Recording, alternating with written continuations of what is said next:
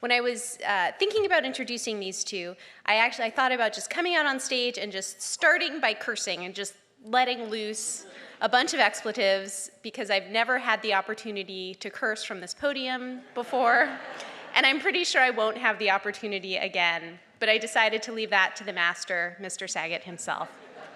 So, some of you know him for his family-friendly shows, the family-friendliest network TV has ever produced, Full House and America's Funniest Home Videos. Others know him as an out-of-his-mind stand-up comedian who's been performing for over 30 years.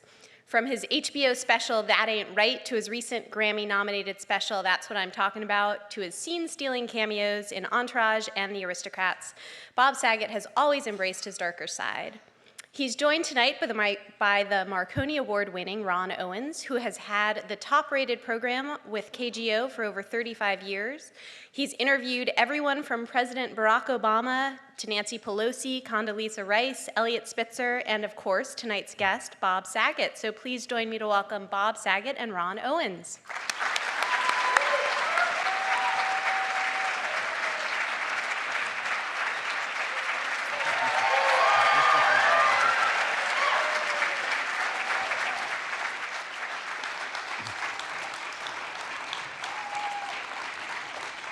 This is so nice. Get it straight, pal. They're not here to see me, so you just enjoy yourself. I think they are. It seems like a lot of Jewish people. Listen to Well, that. I loved it. Bob calls and says, would you do this, would you MC it? And I said, sure, I'd love to do it. And so they said, there'll be a car that picks you up. So the car came and picked me up, I guess about 6:05 or something like that. And I'm driving over here, or the guy's driving, and I say, just out of curiosity, where's the car going to be when I am done? And he says, they only ordered one way. Not making it up, and I'm thinking, we want him here, we want him to do the show. After that, he never heard of Uber. They don't care if you get home. I did a show on CBS before I got Full House, and they would pick me up at 4 in the morning. It was the morning program, and it was on against Today's Show and Good Morning America. And they would pick me up at 4 in the morning, and then they did not take me home. Really? I was supposed to take a bus or walk 30 blocks up the Upper West Side, and it was a very strange thing to have to go through. I got fired from that show because Marriott Hartley, who was a host, said, "Are you a type A personality?" And I said, "Yes, but I'm trying to work on my anus." And I didn't even know that I'd said anus. I mean, it's just my genetic makeup since I was 17. And she said, "Go to your room." And I walked upstage and stood behind a set for 12 minutes because the commercial breaks were you would do a lot of content before you got to a break. And I stood there, and then the next day I was going, it's 15 minutes after the hour behind a flat. So that was a kind of They've never been able to do anything with that slot. They never, CBS ever had it? They've never done anything. They gave it back to the news. So we were entertainment division for. All right, so Jordan just said, Full House. Most people know you more than anything from Full House. But you got Full House to The Aristocrats, everything in between. Yes. Who are you? I'm a bar mitzvah boy that didn't do well on his Haftorah. No, but I mean, really, where do you put yourself on the scale? If you've got Full House here and you've got Aristocrats there, well, where they're do you two opposite, two-dimensional characters. They're both very two-dimensional. It's a guy that, because I love you, and he hugs and he cleans. And then there's another guy that's misogynistic who'll have sex with anybody. It's just a cameo on a show about a bunch of misogynists who'll have sex with anybody. So you're the latter. I use a ladder when I have sex. I like to dive onto people, onto a rubber mat. And I've also directed stuff, and I have many different things. I do a lot of things, none of them well. But I was a film student. I was a comic at 17, and I went to Temple University and became a documentary filmmaker. Both went to Temple. Yeah. And you want to scare an opponent. Owls are on the warpath, hoot hoot. That really gets them. I liked the owls for a while, didn't you? Yeah. Yeah. Once in a while. You like the owls? Yeah. See, those lines. Do you like you mean the animal? I like it braised. It's a really good Easter dinner, an owl. It's so good. You hide eggs in it, and kids love it. It's Jewish people are wise. I think they should eat owl. Have some chips with it or something like Chips that. and Al. Yeah, that What could a make it great work. name for an In-N-Out place. Yeah, really. And they don't have the biblical Dad, thing let's on go to the bottom. Chips and Al. You'd eat Wise potato chips with it. That's right. One could do that. That's the kind of joke I would do in that video show that people hated me because I did that kind of joke. Oh, that was the home video, America's. See, that's how people regarded it. Now, and how many years was that on? That was on 8. It was like Hanukkah. So you had It 8 didn't years end. of that, and you had 8 years of full. Full House of 8 years. Full House of, yeah. And then what, Diana? That was. Yeah, it would have been enough for us. Would have been. If most people know you as Danny Tanner, I mean, do you switch when somebody comes up to you? Because today. He was on my program today, and it's amazing. All of a sudden, I'm the most popular guy in the station because everybody's coming around to meet Bob. Do you adjust it to a persona? Somebody knows you from Full House, you're more Danny Tannerish. Somebody knows you more aristocrats, then you're more wisecracking. I try to take what I'm getting from people and then deliver back as a human being. But if they come at me with aristocrats and tell me a joke about that, that kind of is off-putting. So, I mean, I could say, yeah, I did Full House, I hugged, you know. Or do you guys, the question asked all the time is, do you guys get along? Are you friends? Do you guys get along? Are you friends? You know, it's interesting. I don't get asked that very much, but we are. John Stamos. See? You can hear ovulation when you mention his name. And we're all still friends. I actually wrote this book, which I don't even want to speak about tonight. Yeah. But I worked on it a year and a half. You can't make me. I won't dance. But that book I gave to my actual daughters first, and then I gave to the people from Full House because they're my friends. I give it to Ashley, Mary Kate, and Jodie Sweetin, and Candace Cameron Bure, who could win Dancing with the Stars. I know that's a very big thing. I'm sure you're all voting constantly. I have 4 phones. I vote for it just to be crooked. It's my only chance to be crooked. And John Stamos and Dave Coulier, who I'm very close with, Beyond Yogurt, Super Bowl commercial. Let's talk the book for a minute. I mean, I was kidding with you, but I was somewhat serious. And when we went off the air, you said, I mentioned Full House and all that, and you said, you know, Full House is one chapter, and it's really a very serious book. And I said, well, I understand that, and we talked a little serious. And then we go to the next break, and he says, you know, Ron, it's not just a serious book, it's a funny book. So I'm clinically bipolar, kind I of guess. ambivalent on that book thing. We've got to hammer down that this is a book about death, but it's hilarious. And it's about my testicles. Please don't leave them out. What it is. is? There's a lot of comedy about them. What is it with you and testicles? I don't like to be alone. So there's one of me, there's 2 of them. You know, Yeah, but I mean, I'm what was never the- alone. One of the things, like when you were doing Full House and they'd have rundowns and stuff, and you'd be drawing penises all the time. I did do that. Doesn't sound right. I wasn't doing it like American Pie on people's faces with a Sharpie, but we would be in the conference room and we'd have meetings. It was like being in school, and the producers would say, Bob, up to the room, and they would go through the script and give notes, and while the kids were there, I would just draw penises on the script and where my character was, and just show it to just Dave and John, and then the producers go, what are you doing? I mean, literally like school. The show was made for 14-year-old girls. And, What happens as Mary Kate and Ashley get a little older and they find those scripts? They were 9 when the show went off the air, so they really still didn't get it. It's our friendship that continued after that as they became 16, 17, 18, stuff like that. How did they get so huge? I mean, they're just, you know, next to the Sultan of Brunei. When it They're comes to pretty smart. What they did was they didn't want people to control their life anymore. They didn't elect to be 9-month-old actors. So, you know, a fetus doesn't go, I want to be on television. So Dave Coulier did, but that's an exception. But they're very lovely. They loved fashion. Of course, I give myself credit for everything because, you know, narcissists wear a mic and talk about their book, you know. But I wish it was a mystery or something, and we could find out how I got like this. Well, I think you could find So out. then my mystery would still be narcissistic. Well, you started early stand-up. I mean, Yeah. you were on Carson. In my 20s, I was on Carson. I was on it 13 times, which I remember very well. And the first time I was on, he was really kind to me. I told him a real dream that I'd had, and I was on the air, and I never did stand-up on the show. I would just talk to him. And because then they would put funny people on that they thought meshed. Now it's not like that anymore. You've got to have 1 billion credits in order to achieve a spot on a talk show. And I said, this is a true story. He says, I don't care, just tell it. And he would just sit there like this while I would talk in my neurotic patter. And I had a dream that Johnny was driving a limo, and I was next to him. And he says, oh, I like this already. And in the back seat was Buddy Hackett, Buddy Rich, and Buddy Ebsen. So I dreamed in alliteration, and I dreamed that I wanted to be in show business and be accepted, because these are buddies. And then I told him on the air that I dreamt I drove the limo into a ditch, and we got covered in water, and I saved you first, Johnny. He goes, oh, thank you very much. And then as I went back for Buddy Hackett, he goes, okay. And then Buddy Rich, and I didn't know Buddy Rich had just passed away 2 weeks before, so there I was with perfect timing. But he didn't flinch. Johnny was true pro. And then I said I went back about an hour later for Buddy Ebsen. And then I looked into the camera and I said, sorry, Mr. Ebsen. And then Johnny took a liking to me, and my parents met him, and that was a trip. My mother went up to him. He'd been doing the show for 30 years. My mother goes up to him and says, we just want you to know we think you're doing a very good job. Made his day. He went, thank you, ma'am. And he said, you want to see my new car? And then we walked out and looked at his new Corvette. Not my mother. She was not included.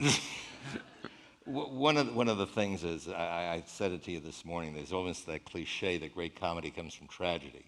And in the book, I mean, you tackle some very difficult things. You've had a very difficult life when it comes to losing siblings and your parents. I mean, they lost, what, four kids? My parents lost 4 kids.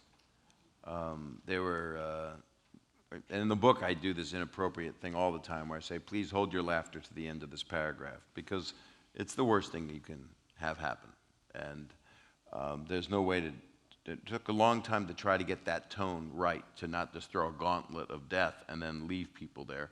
It's hard to, the gift of what I think I've tried to do with the book is make it gracious and graceful, and people are aware that the humor is coming from, well, my dad's is where the humor came from. My parents, 2 years before I was born to the day I was born, they had twins that were 7 and 8 days old, and they lived full term, and they were healthy, full term birth, and the hospital had dysentery in Philadelphia, and like 8 babies died. And so my parents never thought they'd recover from that, even though they had 2 older daughters. And then I was born, so I became kind of, for my mother, the Messiah in a way. Yeah.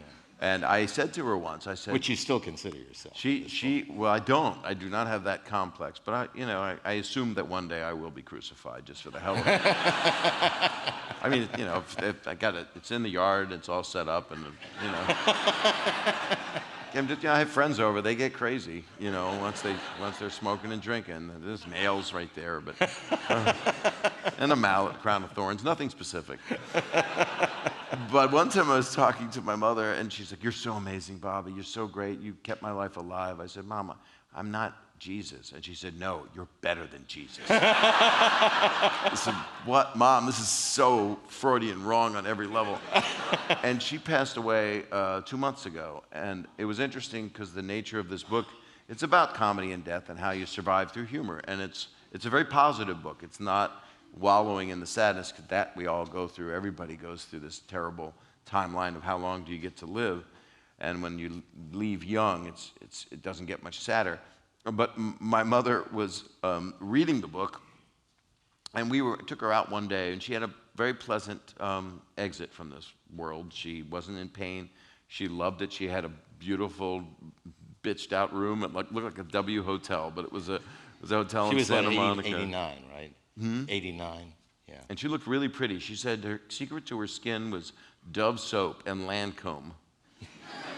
And then I actually had her sitting there, and she was trying to read the book. And then I took her out for a ride, and it was a Christian hospital, and there was a Catholic hospital. There was a statue of Mother Mary holding baby Jesus. And I looked at her and said, look, Mom, they made a statue for us. So she liked that. And then she tried to read 100 pages, and then she just she had a few weeks with no food, water, or anything. She wanted to let herself go because she was sick. And she said, I wanted to read more. You're a very good writer. I didn't know.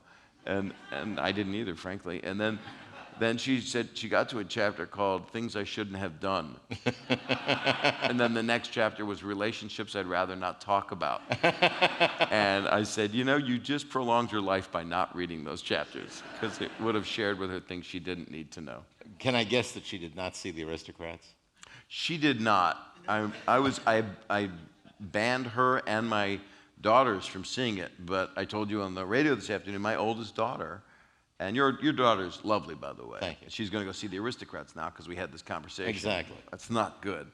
It's, it's an artistic film. It's jazz of how you tell the dirtiest joke. It's inappropriate. It won't be told here. It doesn't really work. I'm sure there's people that have seen it here, right?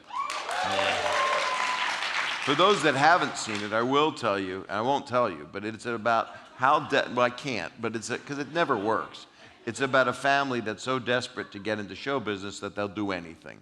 And they do anything. And it's just, no, it's not good. And then the punchline is the agent goes, so what do you call yourselves after they've done something just horrific?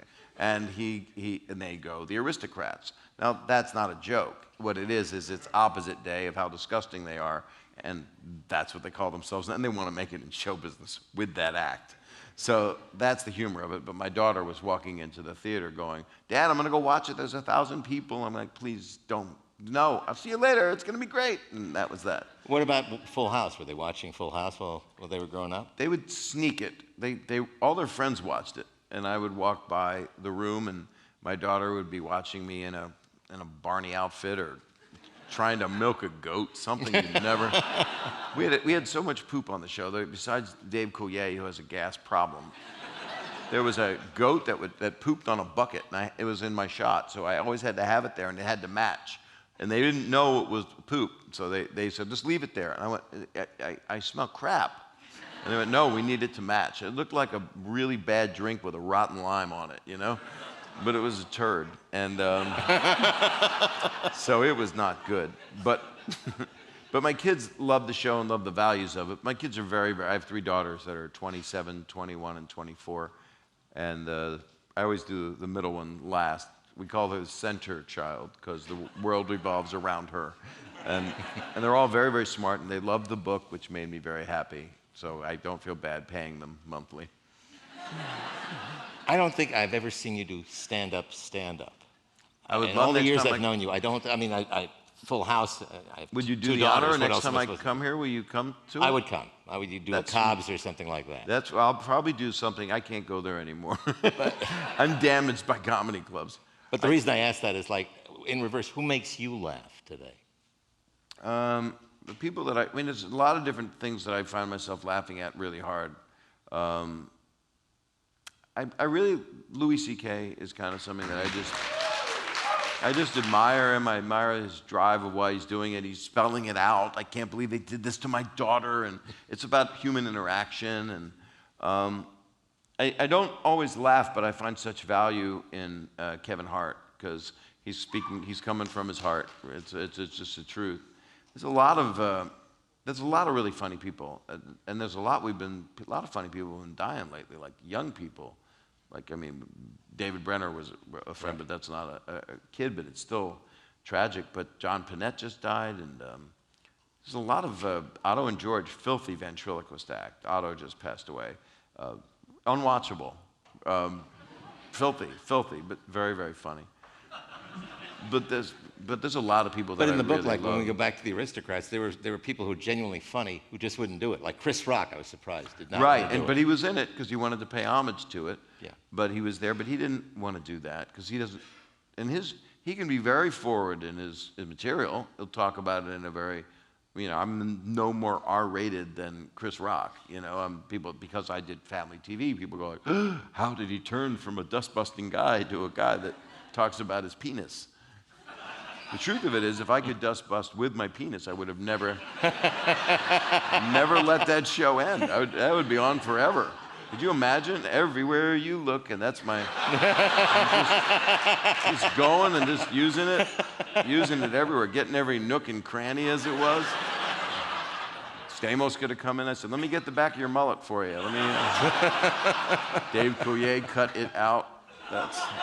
That's what he said. It sounds like a circumcision joke, but...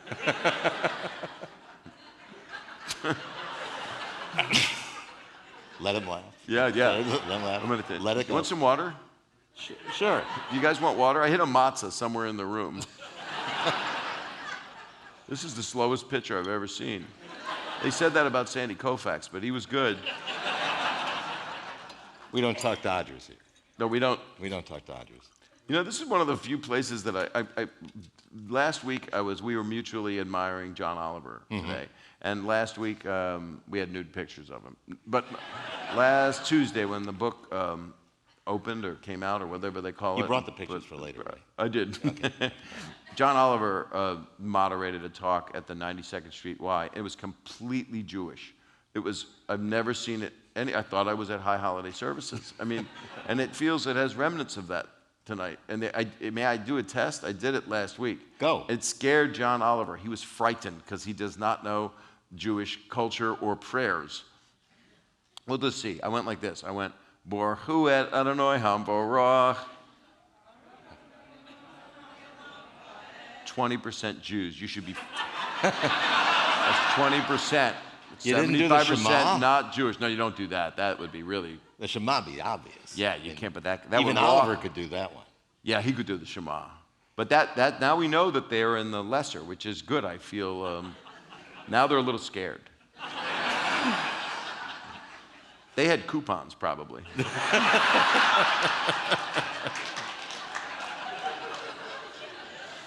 We share an appreciation for Howard Stern. I know you've been on with Howard a bunch of times and all that. I admire Howard A Stern. lot of people just don't get Howard. I mean, well, also his roots were he came from a sordid past, and he came through the dugout and did it in a way that not many people. I have that regard for you. I was coming up here 30 years ago. I mean, you've been the media icon here for a very long time.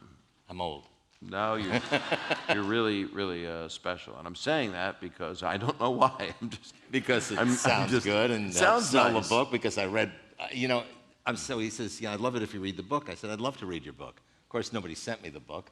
He comes in this morning, gives me a book. I got 100 pages. Very easy read, very well done. For the pedicab on the way home, they want you to read the rest of it. They didn't pick you up. They didn't give you the book. I think they're going to give me a bus. It'll take longer. I can read it better. I'm reading it to you tonight, the whole thing in your ear. We're just going to lay there and make a cuddling video. One of the first questions that I asked, though, is who are you? And it's really tough to pigeonhole you. That sounds dirty, by the way. It does. And don't do it. You younger people, that's an animal. Pigeonholing, it can be painful for both parties. And terrible if you just washed your car. But that is, what have you done? You've already soiled your windshield. Yeah. And all you have memories of is a horrible sex act, which should be against the law. I don't even know if that's against the law to actually pigeonhole. Is it? Does anyone know? Somebody got 13 and 30 years for doing that. Did they really? No. Oh, the news today, by the way, somebody heard it. They killed a dog, 2 guys. Is that unreal? I cannot believe that. You want to tell the rest of the part of that? I know. No, I can't. I did say that. That's what the idea of the book is, which is too soon, really is too soon when it's that terrible. Well, too soon's the Gilbert Gottfried line, right? Yes, and he did that was where he did that in The Aristocrats, actually, because it was right after 9/11, and he did a joke, and that is too soon. Kennedy jokes are still too soon. Actually, Abraham Lincoln jokes are too soon. Not really. I had a joke, and it never did well. My mother was born February 12th, Abraham Lincoln's birthday, and to celebrate, my dad took her to a play and shot her in the head. I'm moving here. It's never gotten that big a laugh in my entire life. I can't even believe that. And how did you enjoy the JCC, Mrs. Schwartz? It is interesting, the timing of it, of things. But she said 2 men. Right as she said that, I whispered in your ear. I shouldn't have laughed, but that's what happens when I hear terrible, terrible things, unless it's, there's horrors that you can't make a joke about. You just shake your head and you feel pain. But ultimately, 2 men, you can. Ultimately, especially if you're in the news business, because you've got to. Otherwise, right. You'd fall apart if you didn't have a joke. And I love Sarah Silverman. Holocaust jokes are a staple that she does that are so good. She has one joke where her aunt, she misunderstood a German lady that said to her aunt, you were cute as a button. And what she actually meant was, you'd be cute as a button. That's a Holocaust joke. And I like that. But the timing thing today was right there. And she's a lovely news person. What's her name, that news person? Kim Foster. She's great. So professional. She's And I'm like running around like a hyperactive kid on Ritalin that should be asleep. And every time he'd come over to talk to me, like in the studio, every time he'd do it was exactly the time when she was going live. Two men stabbed the dog and killed it today. So I was like, 2 Jews go into a dog and they kill it. It's not, but you laugh, but it's not good. I mean, a dead dog's not good. Pigeonholing, a little better. A lot better. You haven't So really there's tried. another really bad word, which is, I shouldn't say it, but rat fuck. I'm rat fucked. That sounds terrible. That does. That's a little rat. But That's so for- you were talking about, That's for test situations in labs. you were talking about walking down the street and somebody comes up to you and says, "Bob, you're the shit." Yes. And That's in the your book. answer I love. My answer is thank you for adding the. I think I'm Groucho influenced. I really do think that that's what the punster of it all is. Because one of the first jokes I ever wrote was the brain of a German Shepherd and the body of a 16-year-old boy, and they're both in my car, and I want you to see them. So that was like one of the first things I ever wrote when I was 17. So something's wrong with me. Is that what you always aspired to? I mean, just comedy, that was, you were No, totally I in was that a film direction? student. I made student films since I was like 8. In fact, as a man friend of mine. There you go. It all comes out. My man friend I met through my second husband, his name is Neil Lieberman. I'm going to shout him out because he actually taught me a lot about comedy. He even played for me that song on a tape. He had all these great comedy tapes. He played that song that I ended up doing and saying, There was an old farmer who sat on a rock, that old classic old song that I can't really say stole because I researched it. I cover it. I cover that song. Can you do a couple of verses just? There was an old farmer who sat on a rock, stroking his whiskers and shaking his fist at his neighbors who sat on their ricks, teaching their children to play with their kite strings and marble the gold. But Neil is the reason, and he's a very astute comedy person, and I learned a lot. We made movies. We made a movie called Hitler on the Roof. Well, it sounds like the producers I type of a thing. botched it. It was better a title, I think. I messed it up. But then I went to film school at Temple University, and I won the Student Academy Award when I was 21 for a documentary I made about my nephew who had his face reconstructed. And he was 7, and he had a genetic birth defect, and they fixed it. And he's 43 now, and he's healthy and doing well. And then I went to LA to go to film school and then became a stand-up comic. And How did that, you just dropped in? dropped out of USC after 3 days of grad school, and I went on at the Comedy Store, and the owner said, "You should work here for free." And I did that for 8 years. And then I would come up here and play the clubs up here, the Punchline, Holy City Zoo, Cobb's. Has a lot of fun at Cobb's over the years. And did all the places, and that's when Robin was breaking, and it was before he got Laugh-In Part 2. That's when I met Robin Williams. And David Letterman was about to get his morning show on NBC. So it was a really long time ago, and Richard Pryor would come in, and I got to know him and watch all of the stuff that went into him. And I know from the, that didn't even mean to come out that way. And then I did a movie with him. It was called Critical Condition, which also was aptly titled. And we spent 3 weeks in High Point, North Carolina, and I got to know him. And it was amazing, the comedy scene. It was amazing here at the comedy scene in 1978, 1980. The people that were coming out of here, you couldn't even believe it. I remember the Punchline had, I guess, Comedy News Star of the Year or something like that. Yeah. And I was one of the judges, and Ellen DeGeneres had done her act there. Yeah. And I loved it, and I had her as the winner, but she didn't win, and the guy who won was named Tree.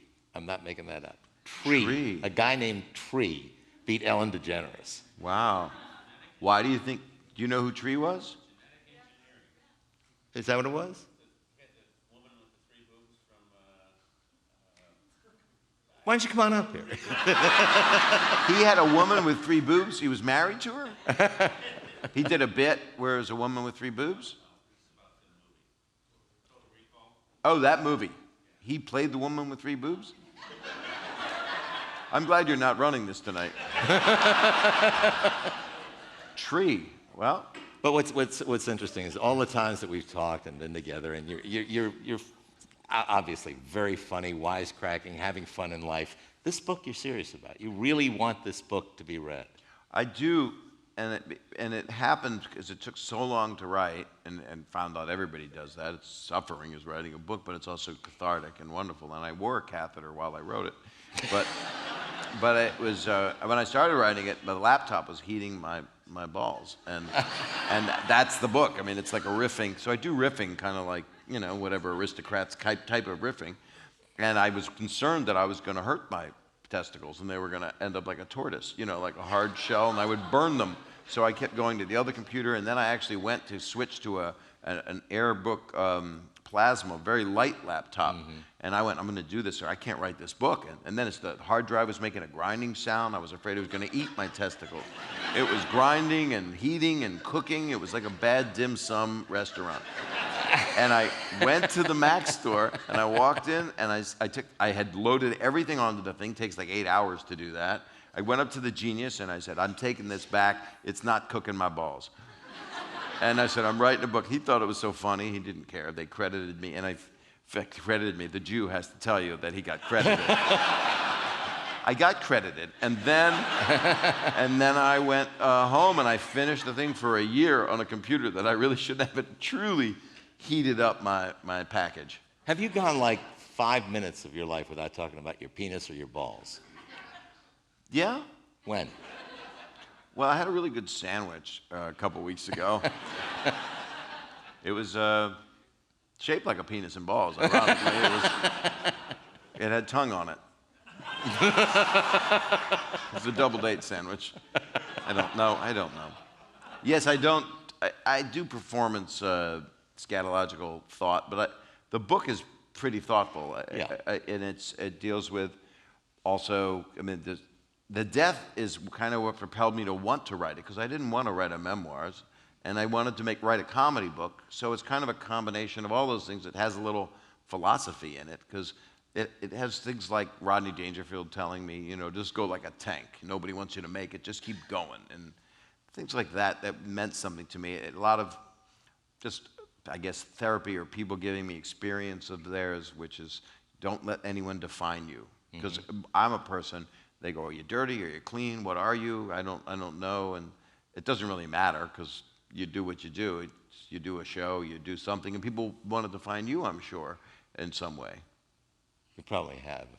Right. And it's negative. But anyway. Oh, I don't think, it's No. probably mixed. No. Because you know a lot of information, so. Q-A, this is about you. Okay.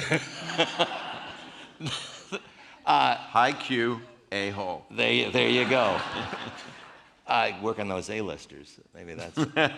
I'm an anus. No, I mean, I think of you like in Entourage. You did like 3-4 shows in Entourage, right? Right. And I would think that for somebody like you, who deep down is a really good guy, it's fun to play against character like that. Yes. And it is. And it was also interesting. One time, I had a girlfriend. I had to put her down. And, but I was in the backyard going, I don't know why people think I'm that Entourage guy. And I was standing there unshaven, in a black robe, smoking a cigar, sitting in a jacuzzi, and I just looked exactly like the character. So I was protesting too much. I had some real messed up times in my life, which I went through the early 80s in the comedy scene. So, and then trying and struggling for 8 years, you get around a lot of controlled substances, and you get around booze. And there's a story in the book, in the middle of the book, it's really a Just Say No chapter. And even into Full House, there's something I did, which I'll share because it's a funny story, but it's terribly stupid, and don't do it. But we were bored. I was doing Full House for 8 years, and 4 years in, it was Michelle, played by Ashley and Mary Kate. It was her birthday party, and I'd been going through a lot of stress. I had a sister that had come. These are my excuses for my terrible behavior. Other person would just say I'm going through a hard time and just behave normally, but I had a sister who was diagnosed with scleroderma. So that is a thing that I'm on the board of directors of it, and we've raised $30 million. This is how I literally tee up a story about inhaling nitrous oxide during a sitcom. This is the reason get 'em I'm with telling you. You have to get them to know that you're not a murderer. Right. And you love people and you want to help people, but this is how I had to do drugs. So she passed away, my sister Gay, at 47, and while that was happening, I was on Full House. And also I don't know, I was stressed out. And so Dave and John and we had to do this party scene for Michelle's birthday cake, and it was like being on Barney or something. You know, it was like, I like you, you like me. It was like on a little baby kid show, bop, yeah. which is Baby Beluga. I mean, I had to sing that on the show. Yeah, right? I mean, Dave came up with songs and he would whisper right before taping. That wasn't good for the kids. He would go, my baby Beluga. I'm like, can't do that, Dave. There's kids here, and the kids didn't know what all of it meant, but they got it through osmosis. Something was wrong. And so we went in the back room, in the prop room, and it was pretty harmless what we did. I mean, you don't do this. It was nitrous oxide is what they use in Ready Whip to propel the whipped cream. Well, you know, I locked the prop door. I was going a little crazy, and the kids are waiting for the whipped cream. I didn't know what was going on set. That was Michelle's birthday party about to happen. And so they needed the whipped cream for the cake, but I didn't know. And so the three of us did, and this is in the book. It's a lovely story for the book. And we did a little nitrous oxide, which is nothing from Witty Whip. It really doesn't damage your brain at all. But we all inhaled it. And John's going, what are we doing this for? I said, I don't know, I'm bored. Isn't it fun? And then they're going, no. And then I think Dave farted. And then we left the room, and we get out on the set. They're yelling at us, where are you guys? And then it was time to shoot the scene. So, and then we're not high or anything. It's like 30 seconds, it's gone. It's a meaningless high. Dentist office gives it to you in large dose to put you down, but we were just idiots.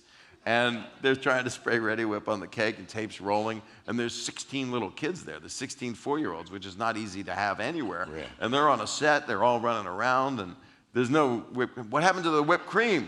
And the producers looked over at John, Dave, and me, and we're just like stoned and stupid. And I'm like, we're bored. And they went and got Cool Whip, and the kids had a really crappy birthday party. We had to sing Happy Birthday. So that's about the worst thing that I did that way. Were you the only one considered for Danny Tanner? I was not. Originally, it was Gary Coleman.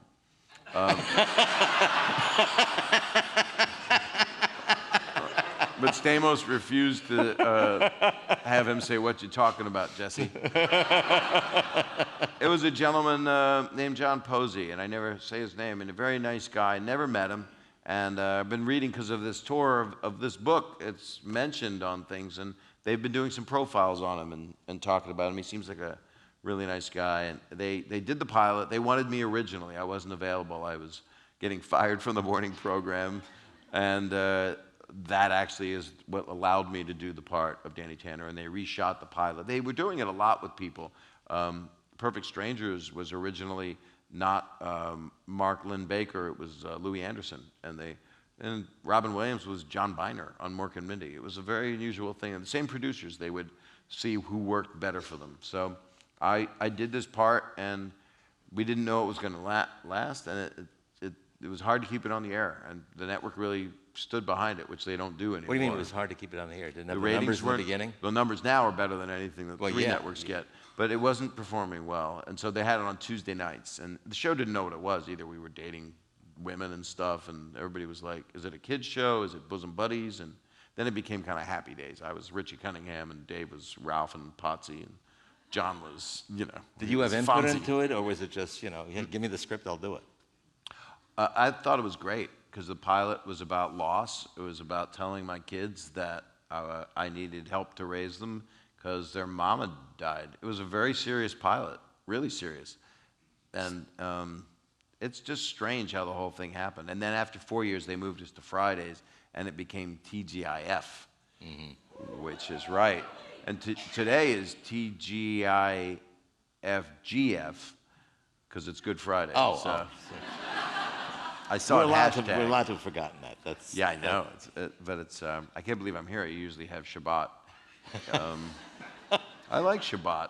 You get challah. Well, yeah. Challah French toast. That's good stuff. That's great stuff. That's very great stuff. I wanted lox and eggs and onions today. What did you guys eat? Ask him. He's doing the co-host. What did you have today? Sir, what did you have? Did you have a part of a tree? What did you have? For breakfast? Yogurt. Yogurt, because it's commercial. Yeah. Stamos always has it dripping out of his mouth no matter what he's doing. God, I hope it's yogurt. Well, you're the guy that was in bed with him in Vegas. I was in bed with him in Vegas because we went to go see, there's a lot of Stamos in my life. I think we're doing most of the stories about it. It's not all him. But he took me to an Elvis impersonator. Well, that show had all these Elvis impersonators on it, and it was a little Asian Elvis impersonator. And An Asian Elvis. it was interesting. Rub me tender. No, that's not nice. It's not nice at all. That's terrible. I'm not even going to do any more of those songs. That's just changing ours with L's. It's going to be terrible. I'm not doing it. So we went and saw that. I want to do more of them. I can't. And his mama Clyde. That's not how you do it. It's doing Buddy Hackett. I don't know what I'm doing. So I got drunk sitting there because I couldn't watch an Elvis impersonator. I'd seen enough of them on Full House. And so John took me up to the room. Your witness. And I had my shoes on. I was dressed, and he got a steak so I would eat something so I wouldn't yak. And he fed me. His sister came up to the room to check on me. What happened to Bob? We were going to go out. I was like, Elvis impersonator and scotch. I'm going to throw up. And then I laid in bed. I'm a great writer. Lied. I don't know. Thank you. Copy editor, please fix the way I talk. And then he didn't know what else to do, so he laid there next to me, completely clothed. But we Second base, third base, humped. what? I'm sorry. Second base, third base, what? No, it wasn't even, any base would have been disgusting. I mean, it was, but we woke up in the morning and his breath was bad. He said he felt like a piece of poo, took a poo in his mouth. That's what he said. That's not appropriate under any circumstance, that line. You talked about the opening of Full House, and you had to explain that the mom had died. Brings us to How I Met Your Mother, and you did not do the narration on the last show.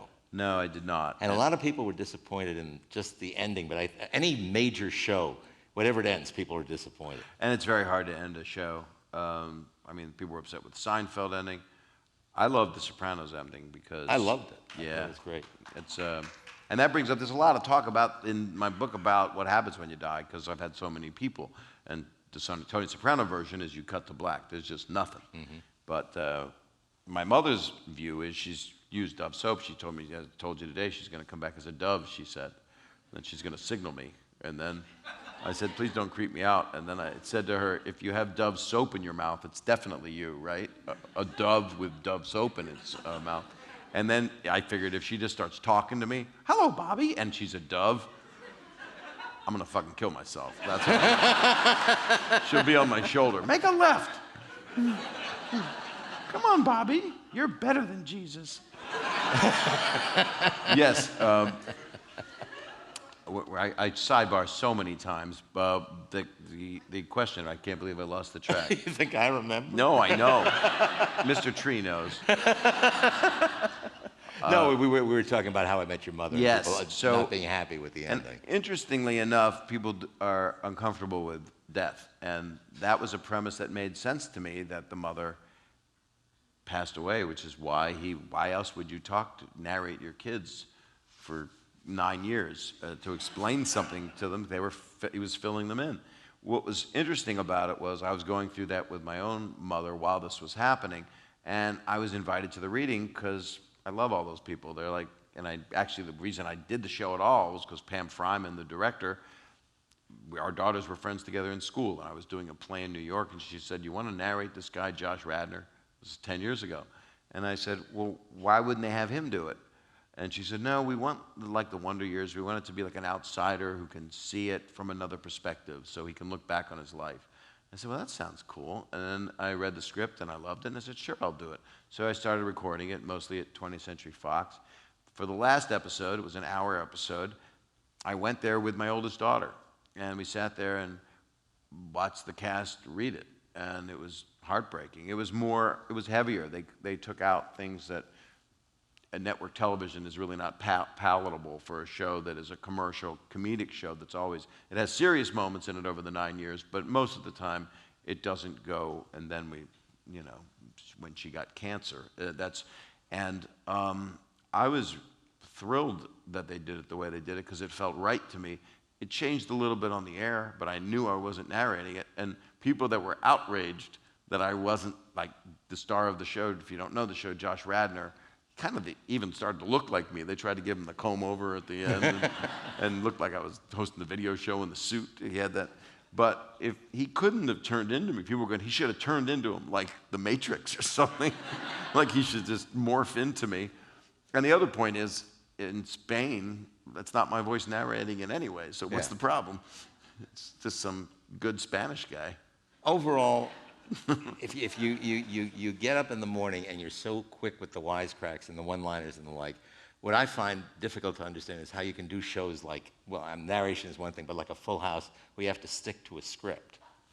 Yeah, that was a different time. I'm not, and I would stick to a script now. There's a couple things acting-wise that I'm interested in. There's a thing I want to direct and that I'm setting up, that's set up, but I don't like TV promoting or movie? it. That's a movie thing, but there's another TV thing where they want me to develop my own thing, so I'm probably going to write it. And this is all happening kind of, things are happening at the same time, which is fun.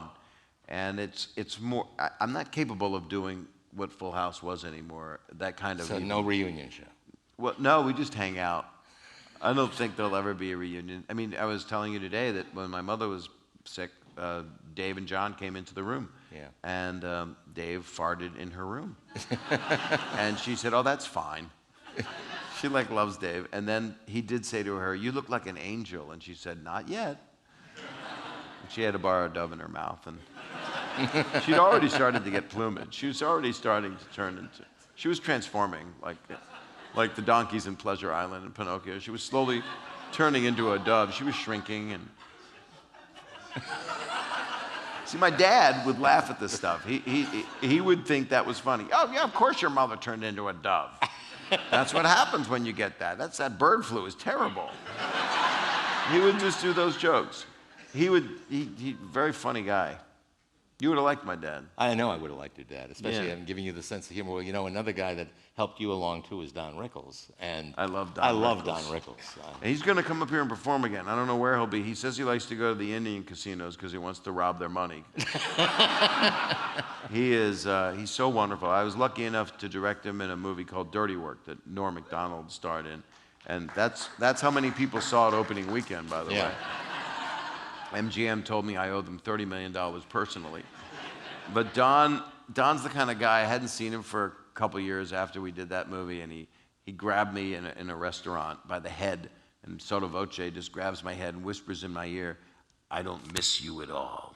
just to give you that moment that you mean nothing to him. And I called him a couple weeks ago, and he's like, what? What do you want? That's how he answers the phone. Sorry, by the way, sorry for your loss. Will you stop calling me? Well, didn't he do a bit with Sinatra or something, and he asked Sinatra to come to a table? Do you remember that bit? Yeah. Tell him. And the lady came over and was obviously trying to talk to Frank and was interested, and he goes, please, not while I'm eating. That was he yells at the lady, and Sinatra, he was very close with Frank. He's very close with another one of my favorite stand-ups, Bob Newhart. They're best friends. They go to dinner. They've always been best friends. They've always been, and they're two completely different kind of people. And the biggest honor for me was like 10 years ago. Don Rickles was trying to explain to Bob Newhart and Tim Conway what my comedy was. And these guys, and they're funny guys. I mean, Bob Newhart will say irreverent stuff. Tim Conway will be filthy. And they won't do it in their performances. And I just, I cut right to the chase. I figured. But Don's perception of what I do is, Don says that I grab a guitar and he says, here he comes. He's a Jewish Clark Kent. And all of a sudden, he starts singing dirty songs. And Newhart and Tim Conway going, he does? And he goes, yeah, he starts singing, and the monkey fucked the dog, and the dog, and the dog fucked the monkey. I said, Don, I don't do that. That's what it sounds like.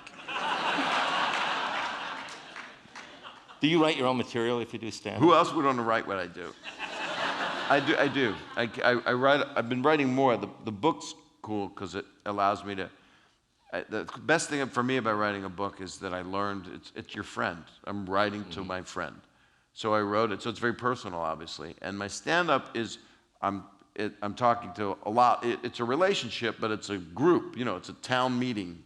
That's your friend. The thing that makes it, we were talking about doing stand-up and the like, would scare the death out of me is I can make a one-liner, and if it falls flat, who cares? When you do it in front of people, it just gets to you. How long does that last, where it just gets to you? It does it. Sometimes it comes back and there is a fear, but most of the time I've done it so many times. I've been doing it for 37 years.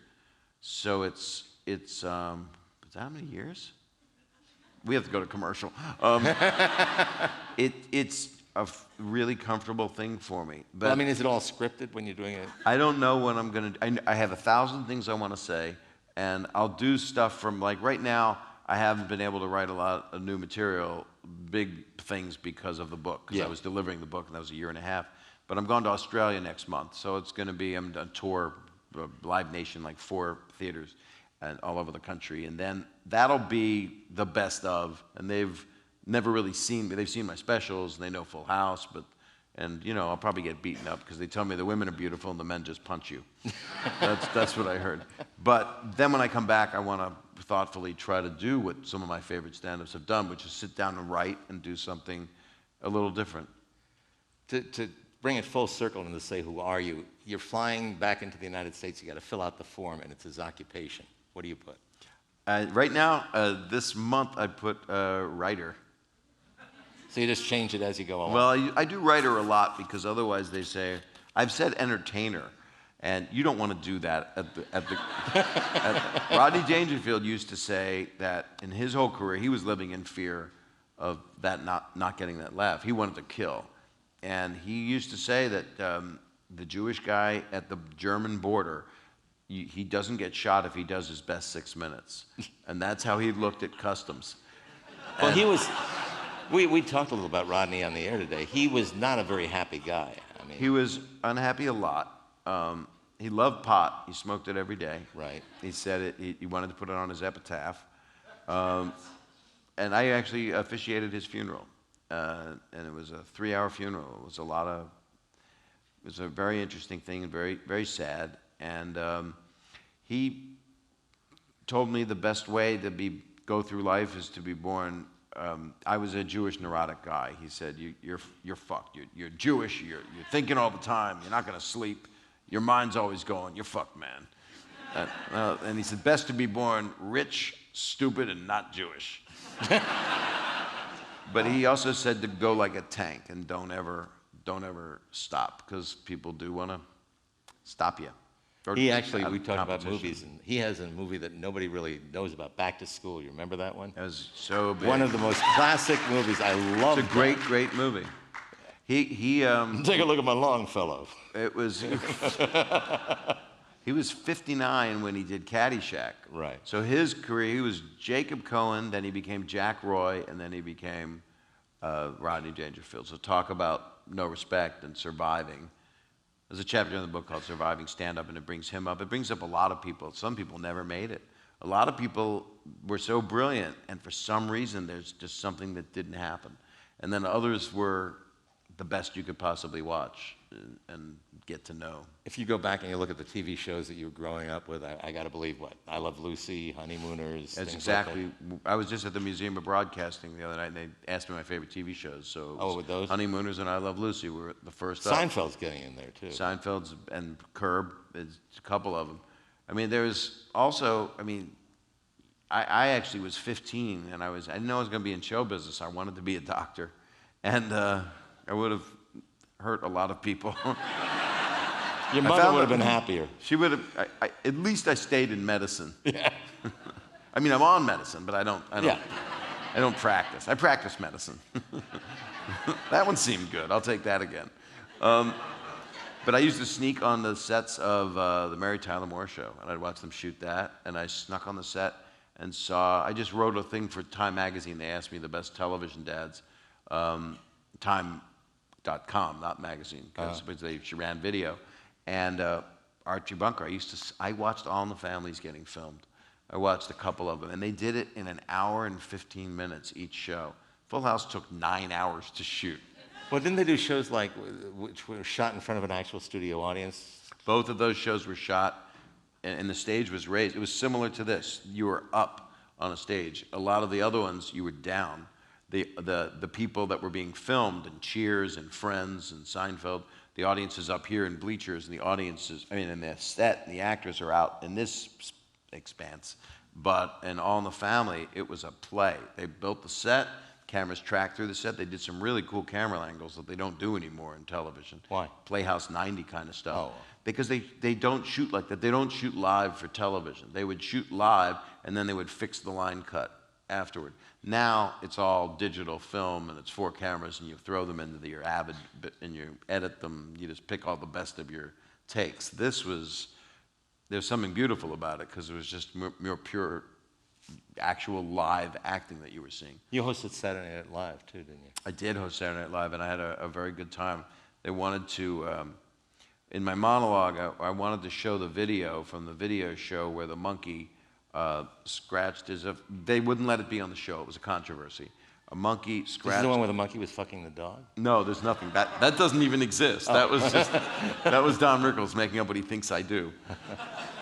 There's a monkey scratching his butt hole, and then he needed to embellish, and he goes up and he smells his hand, and then you've all seen it, and he passes out falls out of the tree from the smell of his own funk, as it were. And I wanted to run that on the show, and Lorne Michaels said, why can't we get that? We just want to run it. And instead I told that story, described it, and the reason they wouldn't part with it was ABC said it's their property. It's property of it. Well, you can have it. We own that video of a monkey scratching his asshole. It's like, good for you. Make it part of the logo. Don't you have bigger fish to fry, ABC? Couldn't do that. Network TV, and now it's Disney. Now they can run it now. Yeah. Farts are always in Disney movies. They're very popular now. So how much of your future is laid out for you? You want to produce, you want to direct, you want to act, how far ahead are you committed? I'm on a plane tomorrow. That's as far as I got. The thing I want to do next, I think, is I'm putting my most energy into is the script that I've been developing with this producer for 2 years, and that's something I would act in and TV or movie? And direct movie. Indie. Independent movie, because the whole world's changing. I mean, somebody can make a movie right in this room that could win an Oscar. They did during this interview. It's not going to be him, I know that. Tree, the movie. This year in Sundance, Tree. What'd you have for breakfast? Tree. No, you didn't. That was the comedian. I don't know what he had. I don't know what he had for breakfast, though. And what day of your tour right now? This is like day 12 or something? Yeah, this is... Does it get to a point when it all kind of blends into one? Yes, this is like a mikveh I can't get out of. That's a very, very specific reference, because 3 people have actually been in a mikveh. I love that I wrote this thing. I'm just my kids are like, we're so proud of you. You wrote a book. And I hadn't even read one except for this one. Have you read your own book? I did many, many times. That's the difficulty of doing it, is self-loathing really becomes difficult. But then once it's in print, you can't change something. And if you read it again, you might want to... It went through many phases of copy editing, and I had one editor, Mark Chait, this guy at HarperCollins It Books, and it's fascinating. I've learned things I never learned about myself, too, because of what it's about. It's very cathartic, and I was able to let go of a lot of stuff. And I wanted it to be really funny. So that's the thing that was the hardest, was to want people to laugh in a way that doesn't offend them because of the subject matter. And it's blue. I mean, it's got a lot of stuff in it. But when you take the Full House image of you, there's a part of like a Woody Allen, a Richard Lewis kind of a part of you, this neurotic kind of... He's not in this book much. It was more of like what I was on the radio today, doing the press. That creates going on a talk show, I was on the Today Show with Matt Lauer last week, and he said, the first question he said to me, so your book is about comedy, death, and your testicles. So that's the question. So my answer is not going to be in that order. And I said, well, all of those are necessary to convene. I don't know what I said. I just said that my balls are, comedy and death, they're always fighting it. One of them is, I got, my testicles are like the happy and sad face. I had them painted on there in theater. Always had that testicular fascination. It just lately, I think I'll grow out of it. Well, yeah. I mean, I'm kind of locked in at 9 because that's when all the tragedy started. So it was, my dad one time, it was really a rough time in our lives, another sick person. And I came home, it was like late at night, I was 17. I walked into my room and there was an eggplant in the bed under the sheets with a towel around it, like a face, but it was an eggplant and a note that said, "Bob, I waited up for you." Now that's just creepy. Yeah, I mean, There's nothing funny about it. And I said, "Why did you do that?" He goes, "Well, I didn't want you to be alone."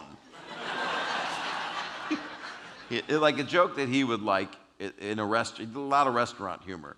One of his jokes was, and I did this in my last special because it's something he found funny, tonight's specials are cake and cock, and they're out of cake. No, that's, and the response was, they don't have cake? I like cake. I was 9 years old, so. Where are you in the, you wrote about it in the book, this 10-year theory. I forget who gave it. Edward James Olmos. Is that who gave it to you? And it was interesting, these 4 different ones.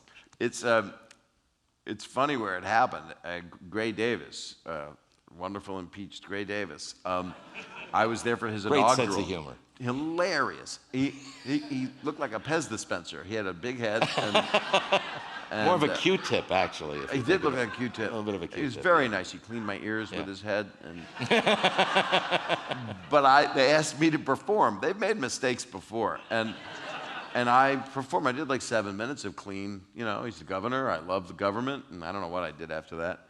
And it was fine. And it was at the convention center in Sacramento. And obviously a porn actress. So that, by the way, I gotta intercede. That's the first time I heard anybody say porn actress. You notice anytime they mention it's porn star, you wonder, is there anybody who's not a star? Well, you gotta pay your dues. Today you'll be fluffing for 2 hours, and eventually, and by Thursday you'll be a star. But this is a fascinating thing. Edward James Olmos, an actor, great actor, who was in Miami Vice. He talked like this, very intense, and very good actor. He was in Stand and Deliver, really good actor. Came over to me and my manager at the time and said, and he'd done a whole environmental thing on stage and did a really long time, like a half hour, and people were exhausted. He was telling us they were going to poison our water supply. He was basically scaring the shit out of everybody at the inaugural. And how do you get him off stage, and what are we going to do? But then he came over and he kept going, and he said, "Let me tell you how showbiz works." It was almost like Steven Seagal. Okay. It was like, but it had better intent. And he goes, "It takes 10 years to get discovered and to learn your craft. Then it takes 10 years to get the job, and then you get the job, and you're in the favor of the audience. And then it takes 10 years, you fall out of favor in the audience, and then it takes another 10 years for the audience to like you again and bring you back." And then at that moment, I realized Edward James Olmos is 140 years old. And it's in the book. I said, he's the undead. And then when you're 120, someone finds you again. And you can win the Oscar at 260. You never fell out of favor, though. I did in different ways. I always had stand-up as a friend. There's a chapter, and I keep saying this, I can't help it, it's all I've been talking about for 12 days. I'm like Rain Man, Charlie Babbitt, there's a chapter in the book. There's a thing called What It's Like to Be Loved and Hated, because people would go, "Oh, I hate you," or my brother likes you, but I hate you. I'm like, well, what is there to okay. hate? I mean, I don't know, maybe. Full House is as vanilla as you can get. It is, and I think people were angry when That Ain't Right came out on HBO. I do know that people said, "Why did you do this? You've got kids." And I said, "I've been doing this forever. This is what I always did, and that's what I just do different things." But then they think you're either this or that, so you're 180. You're either a clean-cut guy, that's a character. My argument was always, Anthony Hopkins doesn't eat people, it's a character. And I was on Conan O'Brien's show, and he said, no, Anthony Hopkins eats people. and then there's so many other dimensions I've done. I love acting. I just pick my spots because I don't want to do anything that's too painful. Because it's something that makes me too unhappy to do the gig, because I don't want to complain about what I do. Not that you were mentioned, but you could have easily taken over for David Letterman, too. That's really well. Actually, I was offered it only if I became a woman. They said if I got the surgery and had a big Adam's apple. That's a high compliment, by the way. I don't even see that. I mean, I look up to him and love him. I think Stephen Colbert is. I just have a man crush on him. So. Well, I think he's superb. I know they got to do Q&A, so I'll wrap it up by asking a question appropriate to where we are. You cannot go anywhere in the world and turn on a TV without seeing Full House. You get residuals for every one of these? It becomes nothing. It becomes like dollars. That's the interesting thing. People always go, and I've been wise and happy that I've been able to save money, and I didn't go crazy. I didn't get a grill. And I have 3 daughters that I'm proud of and stuff. And so, no, you got to be an owner. An owner is, Larry David and Jerry. And but I was a highly paid talent. So yeah, you get residuals, but you can't buy. You can maybe buy shoes. But the beauty of it is, you could do better. These were free. Like that mattress you get. Sleep Train. Well, Sleep Train. Sleep Train. That just sounds like a hobo. It's a mattress and a train. I didn't want to say it on the air because they're your sponsor. You actually sound like one of them. It's in a boxcar. That's real. That's Grapes of Wrath kind of living. Where'd you come from? I'll be out there, always be there. Tom Joad, Sleep Train. That's why there's the spots. Bob Saget. Thank you. Ron Owens paid me the tribute. Thank you for doing it. Pleasure. You know that. But I want to stick around. I want to hear people ask you questions. All right. We got the strippers coming in 5 minutes. We have anyone? How do questions? Oh, you got a mic? This is so professional. 2 mics. Hi. Hello. I have a question about your Full House days, and I'm specifically wondering why you were the casting director's first choice for the role of Danny Tanner. I actually I found out I was not the casting director's first choice. The casting director, I don't think, wanted me, but I was not supposed to know that. I was wanted by a guy named Jeff Franklin, who wrote and developed the pilot, and I also was liked by, these names might sound familiar because you would see it at the end of the show, Tom Miller and Bob Boyette. They were exec producers, and they produced Mork and Mindy, Laverne and Shirley with a guy named Ed Milkus, and Gary Marshall. They were all partners in this thing, and they wanted me. And so they're the ones that really championed for me. Actually, Champion was the name of the casting director. So it was in the end, it was like down to you and Gilbert Gottfried. It was me and Gilbert, yeah.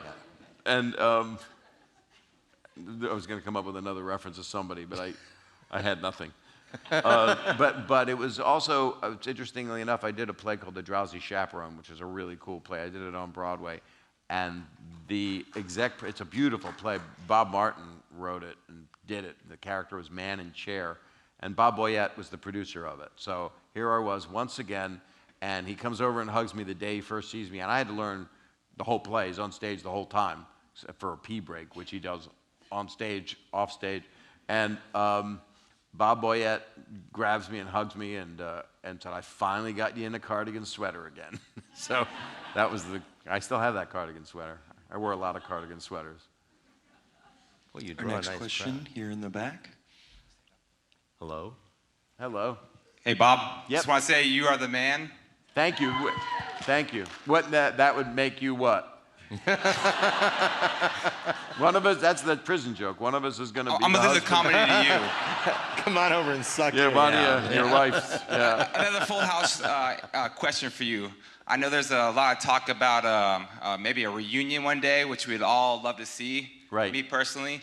But I heard that it's coming down to Mary-Kate and Ashley Olsen not wanting to do that. Do you think that's true? Well, no, I don't think anything we hear about anybody is true unless Kanye West does something. That's true. But No, I don't. That's not the case. I mean, if it was something that really spoke to we're all such different people. All the cast of that show, everybody's in a different place in their life. But Mary Kate and Ashley Olsen, they're not doing anything these days, right? Well, no, they're running an empire. They make like they make like the best clothes. They're third level. I know that you want to wear them, but they are. They're really good at what they do. They're successful at it, and they're off in their life. But I don't think it would happen. It would have to be something weird. It's funny. I was on the news with William Shatner the other day in L.A., and he's like, Leonard Nimoy didn't want to do Star Trek or bring it back or do anything. But that was only 10 years after the show went off the air. This is 25 years. So I guess the premise would be that I'm just home and drunk, and Dave comes in and farts, and the kids can't deal with something. They're all getting divorced or something. I don't know. It's too. It would be so convoluted because it'd be great though. Well, I know it would satisfy a lot of people. Thank you. Thank you. We did that thing on Fallon, John, Dave, and me. That was kind of funny. Yeah. That was about as. They covered the whole series in about 4 minutes. We have another question in the front. Hi. Hello. I was wondering if you're going to be doing a show in SF anytime soon, a comedy show? I am probably in the next few months. I'm going to go to, it'll be on my website, which is, it's a new website that looks like the W Hotel menu. But I'm going to do just a couple places I like, and I love it here. So I'll either do the Warfield or Ballroom I did last time. That's nice. I'll do something nice that makes it comfortable and it won't be in a place where you can get hurt. Yeah. Another question at the top. Yes. You ever suck dick for marijuana? Now let me explain.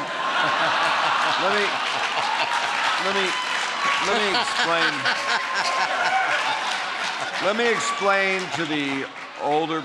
Let me explain to people that might be board members of the JCC what that means. That is a line from a movie.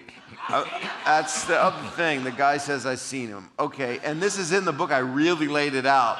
I had to watch it litigiously. There's a few things. I watched that and Norm Macdonald's roast on Comedy Central of me to really understand both of those things. I literally did the minutes of it. So I was directing a movie called Dirty Work, and they asked me, same producer asked me to do a cameo in Half Baked, which is a pop movie starring Dave Chappelle and Jim Brewer and Harlan Williams. And I said, absolutely, I will do this cameo. I read the script, and that's the line in the script. And the mistake is if someone gives you a script and your line, Dave Chappelle came out and said, I'm hooked on marijuana, and I stood up at a drug rehab place. And first a guy named Dave Edwards goes, marijuana? Man, that is some bullshit. And then I stand up and go, marijuana is not a drug. I used to suck dick for coke. And then the other guy, Dave, goes, I seen him. And that's bad, because that means he saw me. And that's a witness. And then I said, you ever suck some dick for marijuana? And Dave Chappelle goes, no, I don't believe I have. And I say, I didn't think so. And I sit down. But the problem was my kids will be next to me, and people will say that, hey, Bob, like you just said, you ever suck some dick for coke? And my daughters are like, the guy leaves. He goes, Bob, you suck dick for coke. And the joke, the punchline is my daughter says, I thought you were directing now. And it's like, no. There's a lot of stuff that haunts me like that, a lot. And it gives me an hour of material just staying afloat. Thank you. Our next question up here on your guys' right. So the day in Alamo Square where you guys are all picnicking, it looks like an amazing day. How frequently do you guys get together and go picnic in Alamo Square? You do that daily, don't you? Every day. Yeah. Yeah, it was weird because we were all on shrooms. It was so... we did that one time, and it was someone that stayed with us. I mean, it was because there was a fungus on the ground, so I had a very bad itch. No, yeah, it's pretty there. I like it there. And painted ladies, but enough about who I date. But it was a nice moment, but we don't go there anymore. Oh, I did go back there to do a takeoff on it on Conan O'Brien. We reshot the credits of Full House when he was here and did the show here for a little bit. And we had a guy that we met in Chinatown. He played Michelle. And he was kicking around the volleyball, and we replayed the credits, and we ran up the hill holding hands. And it brought back a lot of good memories. Thank you so much. We have one more question here in the back. Sorry.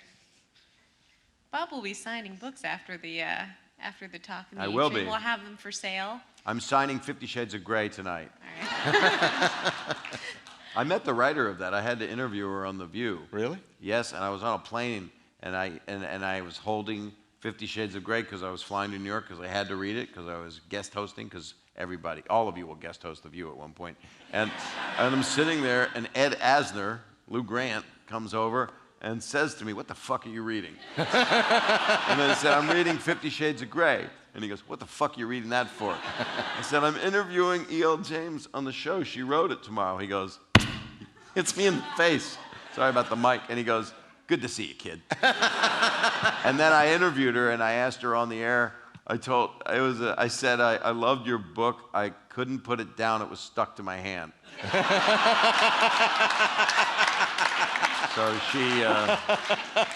she liked that. I'm sorry, the last question, and then I'll sign, and you'll be getting a big round of applause. This is really nice. I don't need a round of applause. We spent a whole day together. We're almost like we can go on a camping trip now. Jews who camp, very thin book. That's right. Gary Shandling used to say, "Jews camp, but they have it catered." Yes. This is awkward. Can I ask now? I was waiting for this. It has to be. It's going to be awkward. Okay, well, maybe I'll see you soon on The View. But who was your favorite actor on Full House? Comet, the dog. Human being. Oh, Comet, the dog. There were, it's interesting. It goes through phases when you're with people. Actor meaning man or woman? Both. Both. Or yes. Yes. Either. It was a. It's different. It started as Dave because I knew him the most. He was like a brother to me, so I knew him first. And then it switched around to John, but I was close with everybody. I was close with Candace. It literally went through phases. I mean, Jody, when she was like 8, would sleep over my house with my daughter. My oldest daughter and her were friends. On a sleep train mattress. We had this on a sleep train mattress. Lori Loughlin's a really good friend. There was a lot of love. Scott Weinger was Steve. He's one of my friends. We used to double date. That's how old he got. And our girlfriends were the same age. That's not good. But I don't have a favorite. It really was a Full House. I don't know. It's terrible. That wasn't that awkward. That was not really an awkward question. What was awkward is to pick your favorite. It's like saying, who's your favorite child? Which of your kids is your favorite, You don't have children, I assume. No. No, that's your favorite. Thank you. So this was really nice. Thank you. I'd like to thank Ron Owens. Ron, thank you for doing this. Glad to do it. Truly, I've been real fortunate. I've been on KGO for 39 years, and there are some people who really stand out. This is a great human being. He's a cool guy. He is fun. I'm delighted to do it. I want to give you a back rub. The worst part is I'll accept it. I have a question for Ron. What scent Epsom salts do you like? Vanilla. Bring it back to Full House. So done. Right. Maybe I'll put a Full House logo on the wall while we're... This got too fruity, Pebbles. Yeah, it's getting too bad. Thank you, everybody. I'm going to say goodbye. Thank you very much. Thank you.